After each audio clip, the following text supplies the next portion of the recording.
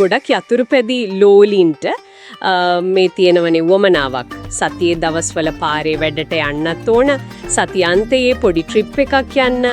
සමහර වෙලාවට අර පාරෙන් එහාට ගිහින් පොඩි ට්‍රේල් එකකට බහින්නත් පුරාණ එකම බයික් එකක්.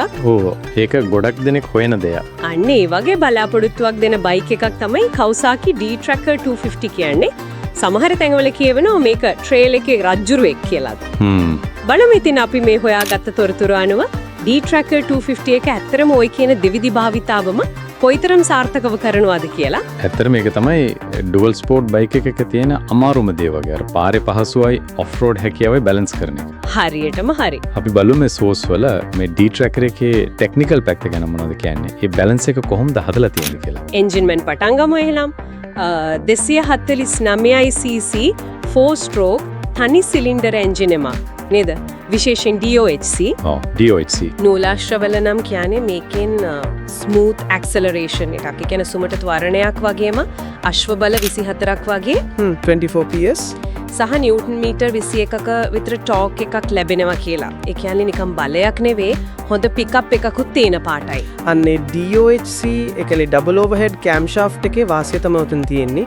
එකක් තමයි ට්‍රේල් එකකදී උනත් උඩ RPM වලදී එන්ජින් එක එෆිෂන්ට් විදිහට වැඩ කරනවා. හරි. අනික් අතට පාරේ යද්දී එන්ජින් එකට ලොකු වෙහෙසක් නැතුව බාලය දෙන්න පුළුවන්.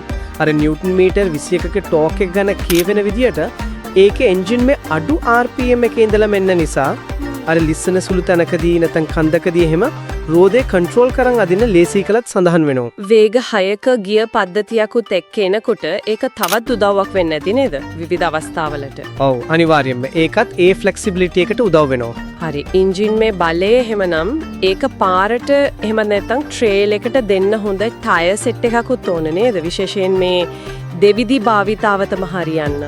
හරියටම හරි. නැත්තම් වැඩක් නැහෙනි. මූලාශ්‍රවල මොනවද ටයර් ගැන කියන්නේ? සෝස්වල් තියෙන විදිහට ඉස්සරහා 81 21 පස්සේ X20 18 අර ඉස්සරහා අඟල් 21 ලොකු රෝද. ඒක ඔෆ් රෝඩ් වලට නේද ගොඩක් වැදගත්. ඔව් ඒකෙන් පාදක උඩින් ලෙසියෙන් යන්න පුළුවන්. ටයර් වල අර පැටර්න් එක ඒ කියන්නේ මෝස්තරේ හදලා තියෙන්නේ පාරේ යම්තම් ග්‍රිප් එකක් තියාගෙන ඔෆ් රෝඩ් වලදී උපරිම ග්‍රිප් එක දෙන්නලු. එතකොට මේ බයික් එකේ කන්ට්‍රෝල් එකට බලපාන තව දෙයක් තමයි බරයි උසයි කියන එක. මූලාශ්‍රවල කියනවා කිලෝ 138ක් වගේ අඩු බරක්. ඔව් ඒක සැහැල්ලුයි. සහ මිලිමීටර් 860ක් විතර ආසන උසක් ගැන. මේක කොහොමද ඔෆ් රෝඩ් පාලනයට බලපාන්නේ? අර ස්ටන්ස් කතාවකුත් තිබුණා නේද? ඒක වැදගත්. අර සැහැල්ලු බවයි ටිකක් උස ආසන උසයි නිසා විශේෂයෙන් ඔෆ් රෝඩ් වලදී හිටගෙන වගේ පදිනකොට බයික් එක කන්ට්‍රෝල් කරන්න ලේසි කියලායි කියන්නේ. අර හැරවුම් වලදී එහෙම ඉක්මනට පැත්ත මාරු කරන්න තේ අඩුබර උදව් වෙනවා. ස්ටන්ස් වලදීත් ඉතින් පාලනේ ලේසි වෙනක වාසියක් නේද? ඒකට සස්පෙන්ෂන් ලොං ට්‍රැවල් සස්පෙන්ෂන් එකක් ගැන කියනවා නේද? ඒ කියන්නේ අර සමහර කියන්නේ පොල් වුණාට පවා උඩින් යනවා වගේ කියලා. ඒක කොච්චර වැදගත්ද ඔෆ් රෝඩ් වලට? ඒක තමයි මේකේ ඔෆ් රෝඩ් හැකියාවේ ප්‍රධානම කැලලක් වගේ. එනද? එක සෝස් එකක තිබ්බා මේකේ සස්පෙන්ෂන් එක කොච්චර හොඳද කියනවා නම් පොඩි කුඩි ගල් බොරළු අර වලවල් වගේ තෙන් ඒව උඩින් යදි දැනෙන්නෙත් නෑ වගේලු.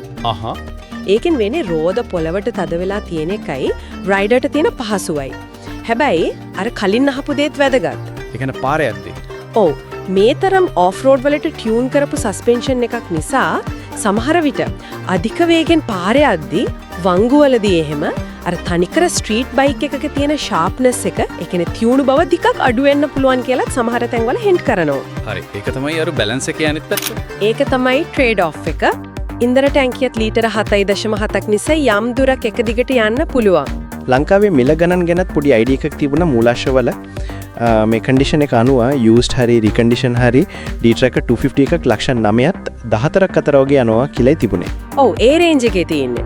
ඒ කියන්නේ ඉතින් අලුත් මේකකට වඩා අඩුවෙන් මේ ඩුවල් ස්පෝර්ට් එක්ස්පීරියන්ස් එක ගන්න chance එකක් තියෙනවා. ඇත්තටම ඒ ගානට ලැබෙන හැකියාවන් එක බැලුවම විශේෂයෙන් අර දෙකේම යන්න පුරුවන්කම එක්ක මේක ඇට්‍රැක්ටිව් ඔප්ෂන් එකක් වෙන්න පුරුවන් කියලායි ඩේටා වලින් පේන්නේ.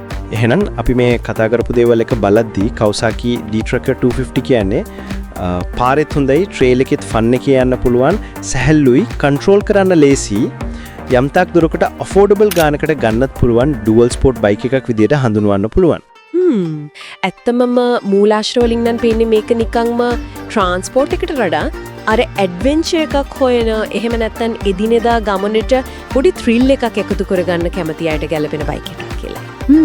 හැබැයි අවසාන වශයෙන් හිතන්න දෙයක් ඉතුරු වෙලෝ නේද? මේ වගේ හැමදේම ටික ටික කරන්න පුරුවන් කියන බයික් එකක් ඇත්තටම එක පැත්තකින්වත් ඒ කියන්නේ පාරේ හරි ඔෆ් රෝඩ් හරි එක්ස්පර්ට් කෙනෙක් නොවි අර හොඳ සාමාන්‍යයක් විතරක් වෙනවද? ඒකත් හිතන්න දෙයක් තමයි. ඒ බැලන්ස් එක Tamanට කොච්චර ගැලපෙනවද කියන එක තමයි ඉතින් පදින කෙනා තීරණය කරන්න ඕන කාරණය.